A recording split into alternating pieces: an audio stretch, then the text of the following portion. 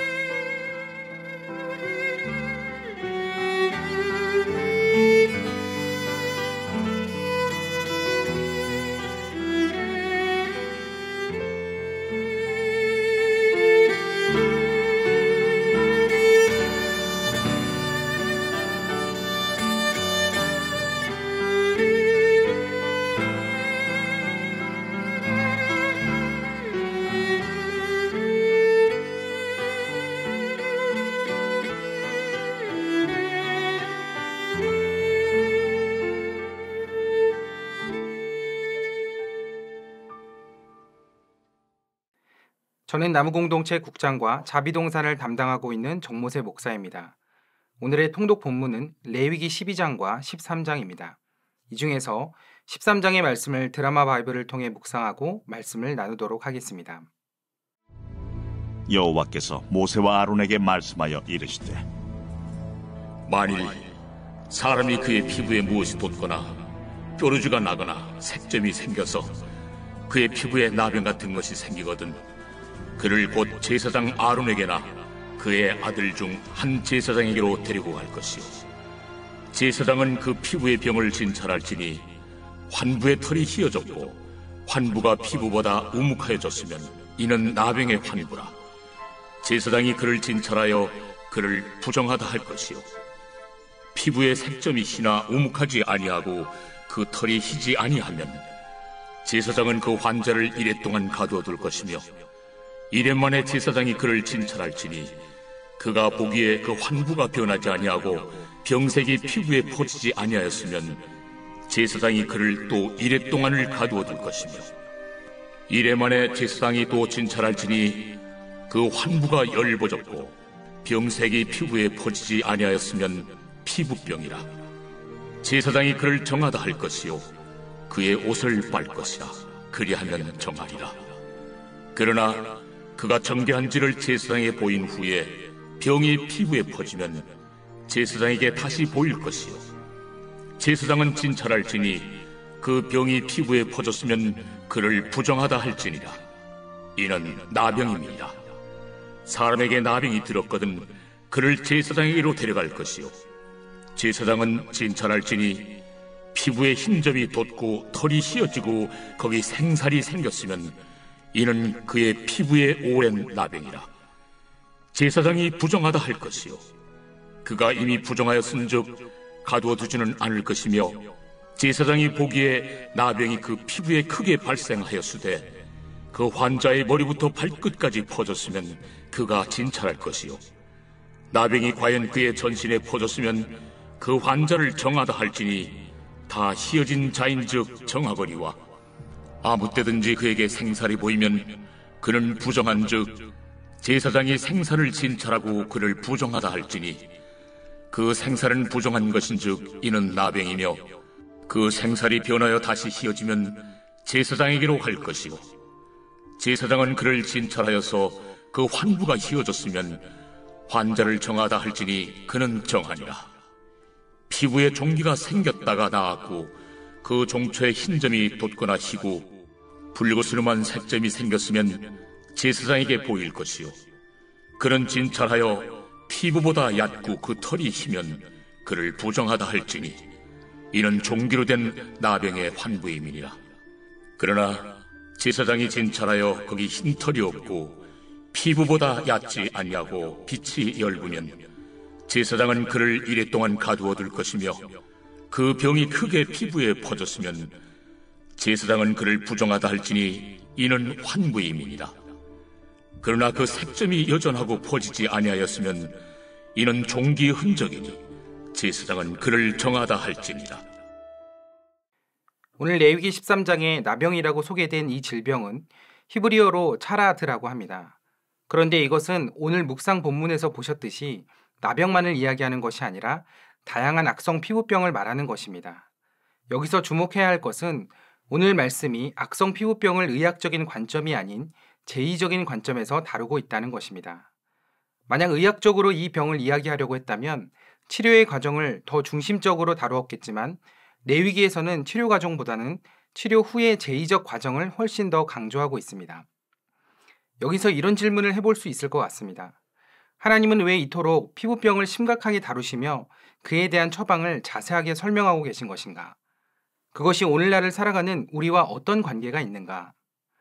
그에 대한 답을 성경이 분명하게 기록하고 있지는 않지만 이 병이 죄의 무게와 동일하게 처리되고 다루어진다는 것에서 힌트를 얻을 수는 있습니다.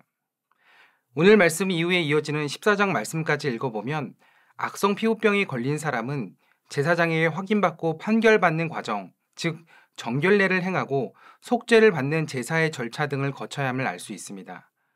그런데 이것은 죄를 지은 사람에게 요구되는 수준의 절차들입니다. 이를 통해 악성 피부병은 죄와 동등하게 취급되고 있다는 것을 알 수 있습니다. 그것은 죄와 악성 피부병의 공통적인 특징인 전염성이 공동체에 미치는 영향 때문입니다. 그래서 제사장이 진찰하고 판단할 때 가장 주목하는 부분은 그 병에 전염성이 있냐 없냐였습니다. 우리가 코로나로 인해 전염성이 있는 질병이 얼마나 무서운지를 오래도록 체험하고 있습니다. 일상의 활동을 마비시키고 삶에 엄청난 변화를 가져온 것을 보면서 공동체 사회에서 전염병이 가진 영향력이 얼마나 강력한지를 알게 되었습니다. 코로나와 같은 전염병의 시작은 아주 적은 숫자에서 시작됩니다. 그러나 그것은 순식간에 다수에게 전염됩니다. 그리고 그것이 사회적 확산으로 이어지면서 엄청난 파장을 만들어내고 결국 공동체를 파괴해버리기까지 합니다. 출애굽한 이스라엘 백성들은 수백만 명이 함께 이동하고 집단이 모여 거주하는 삶을 40년이나 살았습니다. 그런데 그런 환경은 전염병에 매우 취약한 조건이었습니다. 한 사람의 전염병이 순식간에 수많은 사람들을 떼죽음으로 몰아넣을 수도 있었습니다. 그러기에 밀접한 공동체의 삶을 살아가는 이스라엘 백성들에게 있어서 전염성이 있는 악성 피부병은 경계 대상 1호일 수밖에 없었습니다. 피부병이 생기는 원인이 다양하겠지만 당시의 대부분은 청결의 문제와 관련되어 있었습니다. 그래서 건기에는 더위와 그리고 우기에는 습함으로 인해 전염병이 생기지 않도록 개인이 손과 발을 잘 씻는 일이 중요했습니다. 그것이 본인만이 아닌 공동체 전체를 지키는 일이었기 때문입니다. 그래서 이스라엘 민족은 다른 이방 민족과는 달리 청결의식이 매우 강했습니다. 성전과 같이 사람이 많이 모이는 곳에 들어갈 때는 반드시 손과 발을 씻어야 했고 외출하고 집에 들어갈 때도 항상 씻어야만 했습니다. 그래서 예수님도 제자들과 유월절 만찬을 하시기에 앞서 제자들의 발을 씻겨주셨던 것이죠. 오늘날에도 그 정도의 세정은 당연한 일이지만 당시 위생을 생각해보면 남다른 청결의식이 있었음을 알 수 있습니다. 아마도 그 이유는 광야에서의 삶을 통해 청결이 본인을 지킬 뿐만 아니라 공동체를 지키는 일이며 그것을 어기는 것은 죄라는 것을 피부로 경험했기 때문일 것입니다. 저는 우리의 신앙도 그와 같다고 생각합니다. 한 개인의 변질된 신앙은 많은 이들을 전염시킬 수 있습니다. 특히 부정적인 말이나 불신앙의 생각들은 매우 빠르게 신앙 공동체를 전염시킵니다. 교회에 대한 한 사람의 불평과 불만이 많은 이들의 마음과 생각을 뒤흔들기도 합니다. 그런데 그것은 분명 죄입니다. 왜냐하면 그것은 우리가 상상하는 것 이상의 파괴력을 가지고 공동체를 무너뜨리기 때문입니다. 그래서 한 개인의 신앙의 정결함은 매우 중요한 것입니다. 그것이 우리의 교회의 공동체를 죄의 전염병으로부터 지키고 예방하는 일이기 때문입니다. 우리는 코로나로 인해 위생수칙을 습관처럼 지켜가고 있습니다. 마스크를 쓰고 손을 자주 씻거나 소독합니다. 저는 이것이 우리의 신앙의 습관으로도 이어져야 한다고 생각합니다. 에베소서 4장 29절에 무릇 더러운 말은 너희 입 밖에도 내지 말고 오직 덕을 세우는 데 소용되는 대로 선한 말을 하여 듣는 자들에게 은혜를 끼치게 하라고 했습니다. 마스크를 쓰고 입을 가리는 것처럼 신앙의 마스크를 쓰고 불필요한 말을 절제하고 선한 말을 가려서 하는 습관을 가져야 합니다. 잠언 4장 23절에 모든 지킬 만한 것 중에 더욱 내 마음을 지키라. 생명의 근원이 이에서 남이니라고 했습니다. 손소독제로 수시로 손을 씻는 것처럼 날마다 말씀으로 우리의 마음과 생각에 더러운 것들을 씻어내야 우리의 신앙은 세상에 오염되지 않고 정결함을 유지할 수 있습니다. 성서시대의 목자들은 끊임없이 양들의 입 주위와 코 주위를 기름으로 닦아주고 발라주었습니다. 왜냐하면 그렇게 해야 해충들이 번식하지 않기 때문입니다. 그냥 방치해두면 해충들이 그곳에 기생하게 되고 양의 코를 통해 뇌까지 들어가게 됩니다. 그래서 우리의 신앙에도 그 말씀의 기름이 날마다 부어져야 합니다. 그래야 신앙에 해충이 생기지 않습니다. 그래야 정결함이 유지가 되는 것입니다. 오늘 하루도 그렇게 다른 생각이 틈타지 않도록 말씀으로 정결해지시고 신앙의 마스크로 부정적인 말과 행동의 침투를 차단하는 습관이 만들어지게 되기를 바랍니다. 그래서 나와 공동체를 은혜로 지켜가는 저와 여러분들의 복된 삶이 되시기를 주님의 이름으로 축원합니다. 기도하겠습니다. 여호와의 산에 오를 자가 누구며 그의 거룩한 곳에 설 자가 누구인가? 곧 손이 깨끗하며 마음이 청결하며 뜻을 허탄한 데에 두지 아니하며 거짓 맹세하지 아니하는 자로다. 사랑과 은혜가 많으신 하나님, 귀하고 복된 하루를 허락해 주심에 감사드립니다. 또한 찬양과 말씀 가운데 주님을 만나게 하시니 감사합니다. 오늘도 하나님의 말씀을 통해 우리의 마음과 생각이 정결함을 얻게 하여 주옵소서. 또한 우리의 입술이 거룩함을 얻어 부정적인 누룩의 언어가 아닌 하나님 나라의 언어로만 소통되게 하시고 진리의 복음만이 입술의 고백으로 담기게 하여 주옵소서. 그래서 교회와 하나님의 이름이 영화로움을 받는 일들만 있게 하여 주옵소서. 거룩하신 예수 그리스도의 이름으로 기도하옵나이다.